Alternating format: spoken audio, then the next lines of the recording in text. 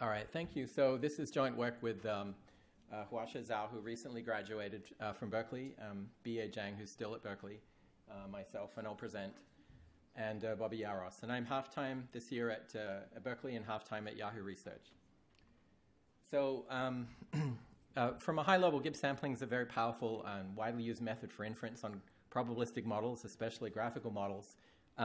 It has some strengths, which include it's very general. It's almost automatic to write down a sampler given a factored distribution with conjugate node distributions. It's unbiased and can handle interactions of all orders because the particles are really point masses in the distribution. And it can explore multiple local optima. And often that yields better models than deterministic methods, which I think is a big part of the reason for its popularity for inference, and especially problems like LDA and other problems that are prone to having lots of multiple local optima.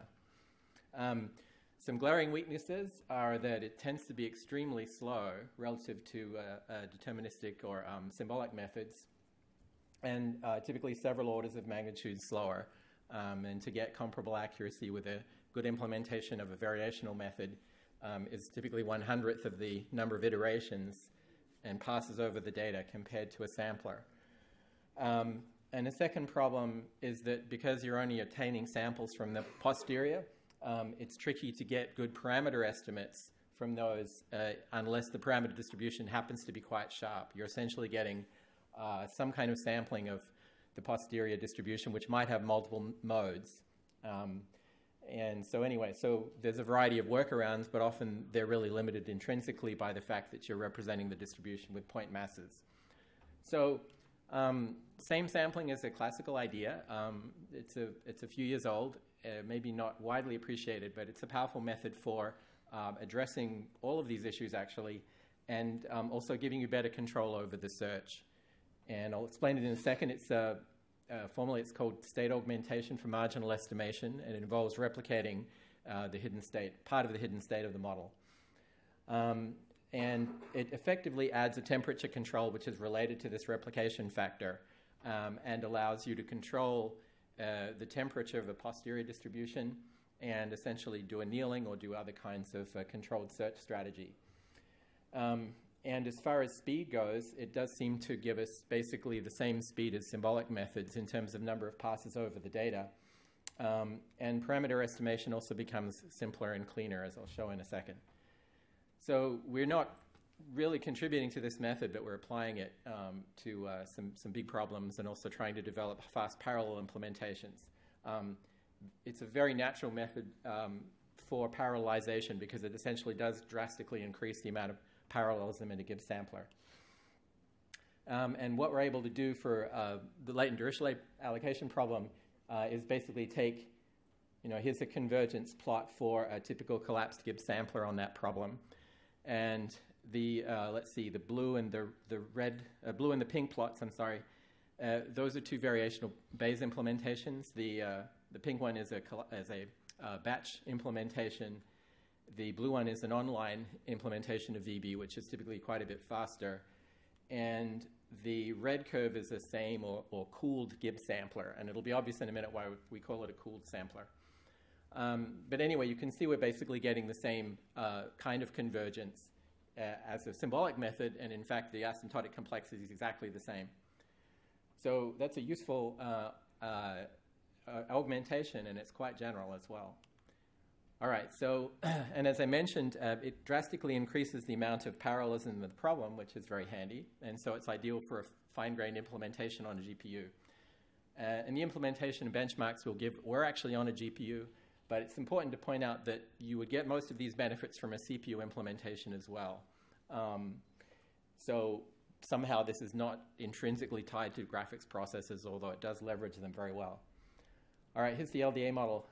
Yet again, and basically we're starting with a prior on a topic document model, a prior on a topic word model, and then there's topic labels on each word of the document.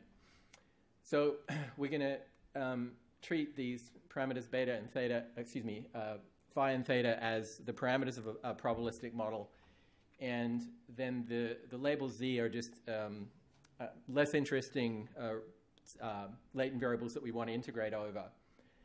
So an obvious observation, if we contrast Gibbs sampling to other methods, is that Gibbs sampling is assigning point discrete states to the discrete random variables, so 0, 1, or multinomial samples. And then it's trying to infer the per document parameters from those discrete samples. And that's creating a very high variance in those estimates, because these, if you have 100 topics in a document with 100 words in it, there's actually, barely as many bits as there are degrees of freedom in that sampling. So that suggests this estimate's going to be very noisy, and in fact, that seems to be what happens. Contrasting with a variational Bayes or a message passing method, normally you'd be computing estimates of the expected value or some other parameterization of the distribution of Z and passing those around, and the variance is going to be much lower. So the idea of same sampling is basically, instead of taking the point estimate at Z, we generate a collection of random samples of Z independently, and then use those samples to compute the other latent variables. And that reduces the variance and turns Z more into a model of its own distribution. So just to elaborate the notation, we apply this to some kind of joint distribution that's incorporating data, theta parameters, and then some other latent variables that we'd like to integrate out. And for LDA, the theta are the actual theta and phi parameters, and Z are the assignments of words to topics, and D are the word observations. The samplers normally treat the parameters and the other latent variables symmetrically, and that we would argue is maybe an inefficient way to do sampling, because we're really trying to do two different things. Normally we want to take out some optimal parameters or near optimal parameters and just marginalize out over the Z's. So sampling is a good match to marginalization, but just taking random samples is a bad way to optimize. So what same sampling does is basically create, if you like, a replicated copy of the model where the latent variables that you're going to marginalize are independently replicated in each copy, but the parameters theta are shared. So it's sort of obvious how to go forward, and it's usually straightforward to go back. It's really as though you just extended this model with some extra states. So when you do that, if you look at the marginal distribution of theta, it's basically being raised to a power k, because you're doing these independent models based on the previous state of theta. And so just visually what that does is take you from this distribution, if it's a soft distribution for the posterior on theta, where sampling might give you points like this when you try to take the posterior estimates. Cooling will basically raise that distribution to a power, which importantly is going to preserve all of the modes of the distribution, all of the peaks. And when you sample now, you're likely to get just a collection of points near one of the modes. And that's typically good enough to be something close to a map or a maximum likelihood estimator. So it's very simple, and as k goes to infinity, as the replication factor goes to infinity, these peaks become infinitely sharp, and you basically are computing map estimates or maximum likelihood estimates, depending on how you deal with the prior on the parameters. All right, so the basic approach is simple. Whenever you would take one sample before, you take k of them, and then you take, well, not an average literally, but you take the ensemble of those estimates to compute the parameters at the next step. So it turns out for LDA and other similar models, it turns out you don't need distinct samples. You can actually treat them as anonymous, because they're actually independent of each other, and both the topic word model and the document topic model only depend on counts of those particles. So what that means is you can take just counts of those samples by enumerating them with random number generators rather than a single particle at a time with a multinomial 1 generator. You can draw k particles, because they're identically distributed, from the same multinomial distribution using a mult-kp distribution. So the complexity of these two is actually the same. So we basically get k particles for the price of 1. And yeah, so that's obviously better than the the naive method of just enumerating multinomial samples individually, and it's actually a little bit better than alias sampling as well, which has a complexity that grows with the number of samples. For uniformly fast generators, it's a fixed cost. So some other issues with parallelizing fine-grained parallelism for samplers. We avoid collapsing. Most of the GPU implementations have used little or no collapsing. And we can get away with that, and it actually helps us for a few reasons. We actually sample in blocks. We normally take a block of z values and a block of theta parameters for some mini batch of documents and update them in parallel. That does allow the distributions to move quite fast, and we get good parallelism from that and good speed. We're helped by the fact that GPUs have particularly fast hardware-accelerated transcendental functions, so they tend to be able to generate random numbers very fast and highly parallel. So we can actually do explicit Dirichlet or Poisson samples, or excuse me, gamma samples very fast. And let's see. So we're actually going to sample from the parameter distributions explicitly because that gives us the advantage of running a stochastic optimization. But you can easily just use the mode of the parameter distributions given the current set of discrete states. And that reduces the method to a Monte Carlo EM, which is a deterministic, well, it's a strict hill climbing method, which will still give you good convergence, but possibly not as good optimum, given that it's going to tend to go to the nearest local optimum. Okay, and a last thing is that we also conditionally, we have the option of also approximating the multinomial samples with a collection of Poisson samples. Actually, a better way to express this is we actually can implement a Poisson factorization model rather than LDA. They get to be very close at this level. And the advantage of that is that once we make the individual state samples independent of each other, we can actually use a different replication factor for each parameter. And that allows local temperature control for very fine-grained, human-assisted optimization of the model, for which I have a demo this evening and was shown yesterday also in the idea workshop. But we do allow this whole optimization process, including the temperature adjustment, to be done live with a human in the loop. And well, we don't have this option yet. We're adding an option so that the human can actually localize to problematic parts of the model, say parts of two topics that are overlapping on a certain collection of words, increase the temperature in order to attempt to resolve the defect in the model in a rapid fashion.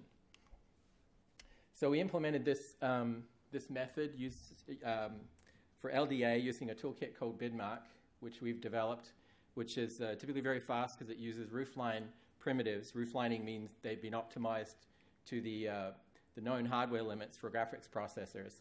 Gives us a very high performance baseline. And we ran that on a couple of data sets. And in the slides, I'm only reporting on the first one of these. The other one's in the paper. And we compared with actually quite a few other implementations, the original Variational Bayes and collapse Gibbs sampler implementations, and also some more recent work, and also two cluster implementations of LDA. And all right, so here are all the systems.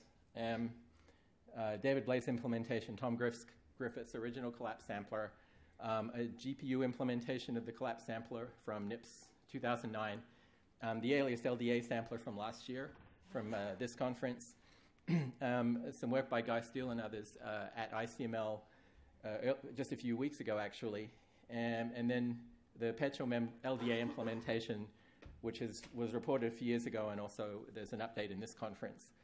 And then finally, the very big Yahoo LDA implementation with 1,000 nodes.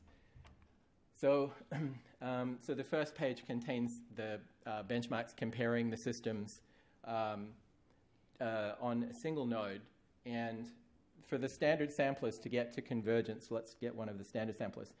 There's typically 1,000 iterations to get to a good value, to get to a stationary distribution.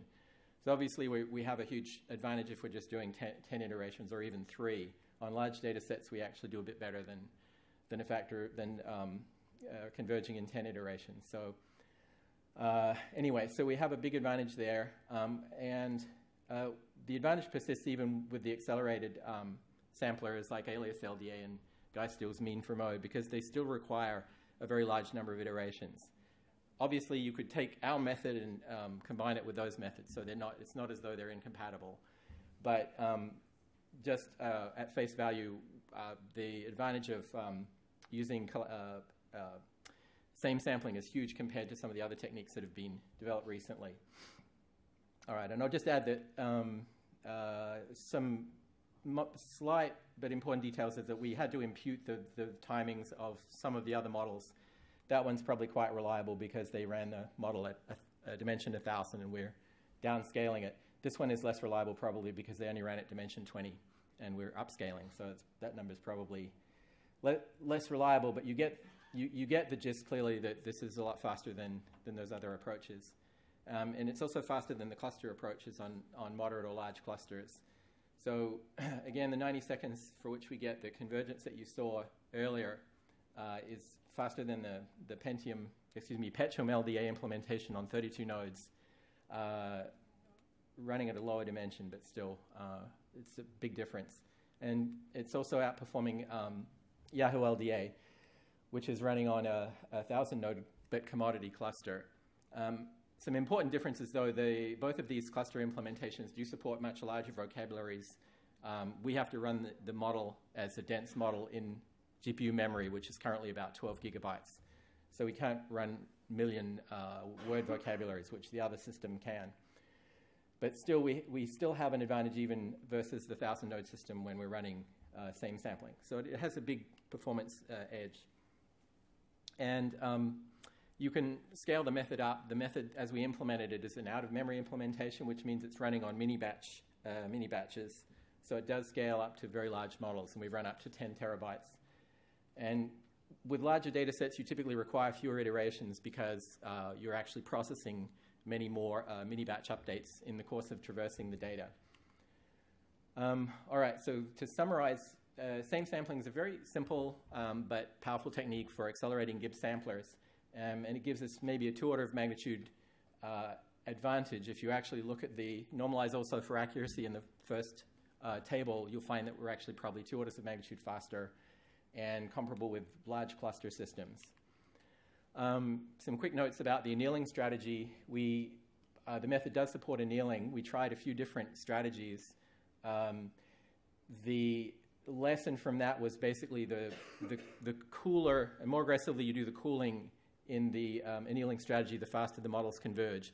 Probably what's really going on is the models are too hot, and even with a replication factor of 100, they're still running a bit too hot, and so they probably need to be cooled further. The reason we don't use larger cooling factors is our actual random number generators that come from CUDA get a bit slower at that point, so we don't really go beyond a replication factor of 100. A couple of quick variations. One criticism you might make is this is not actually giving you samples from the original LDA distribution. Yes, but you can actually get them easily with this method by basically running with k equals 100 until you get to the stationary distribution and then back off. And basically you're at the stationary distribution of the original distribution anyway. So we can generate samples very fast with still only about 10 iterations of over the data for the original distribution. So if you want to think of it sort of like hyperdrive, you can go into hyperdrive, land in at low temperature, raise your temperature again, and land in the stationary distribution, and then change the parameters. You can control the smoothing as well. So there are, proponents of variational methods will argue it's actually better to have the variational kernel, which provides some natural smoothing and deals better with very sparse data. And we have this parameter which can be used to control smoothing as well. By using a somewhat higher temperature, you get an effective smoothing of the posterior. And finally, there's no hard and fast rule that one particular set of variables has to be a parameter versus a latent variable that's integrated out. So we could, for instance, integrate out the theta parameter, which is the per document distribution, topic distribution, by same sampling that along with the latent variable z, using this trick to get to the stationary distribution and then running a few samples those kind of tied together but replicated. And that, in theory, would probably give a better distribution of the topic word model. And finally, generally, the topic word distributions are a little better than the other methods because we have this ability to control temperature. Very quickly, it's closely related to the Monte Carlo EM method, and in fact reduces to that if you take maxima instead of sampling. We end up doing strict pure multinomial sampling, so it has slightly better complexity than the alias LDA method. And the mean for mode LDA, which appeared at ICML, is another GPU implementation. And it also uses, as it suggests, it uses the mean as an approximation to the mode, because for the typical posteriors, they often are Dirichlet with no mode. So it uses means instead. But anyway, these two methods still require, unless they use same sampling, they require hundreds to thousands of iterations to get to the same point. All right. So it's applicable to other models, when we're currently working on a generalization to general graphical models and also conditional random fields. All right, it's available in the BidBack software distribution, which is here and here. And the poster describes the method that I have that is being shown tonight. And also, we have a live demo and can show the effects of changing the temperature parameter live as part of an optimization, as part of a visual machine learning toolkit that we also demoed yesterday at the IDEA workshop. So I'll stop there and see if there are any questions. Thank you, speaker. So we have time for a couple of questions. Go ahead. Hello, thank you. So if I were to start looking into same Gibbs sampling, and I wanted to compare or contrast it with something like a Hamiltonian Monte Carlo approach, what kinds of features or attributes or commonalities come to mind when you think of those two techniques? I mean, yeah, we're interested in looking at that. The issue is that one issue is that the parameters are changing much faster in this version of the model, but you could certainly try a momentum or a Hamiltonian method. It may help. Again, because if you look at some of the experiments we did, we're getting convergence maybe after 2 or 3 iterations, so there's really not much time to estimate. I guess it would require a more localized inertia estimate on mini batches. But yeah, it's compatible with that sort of, maybe on mini batches it would be a good idea. We haven't tried it. Sounds like a good idea. Any other questions? Okay, let's thank our speaker. And one more question. Go ahead. Hello. Just want to point out another relevant work we might be interested in called Latent LDA in triple DAO this year. It's I think it's much faster than the ICML and the mean for moment and the alias LDA. Okay. Several magnitudes. Okay. Great. Let's thank our speaker and all the speakers in the session.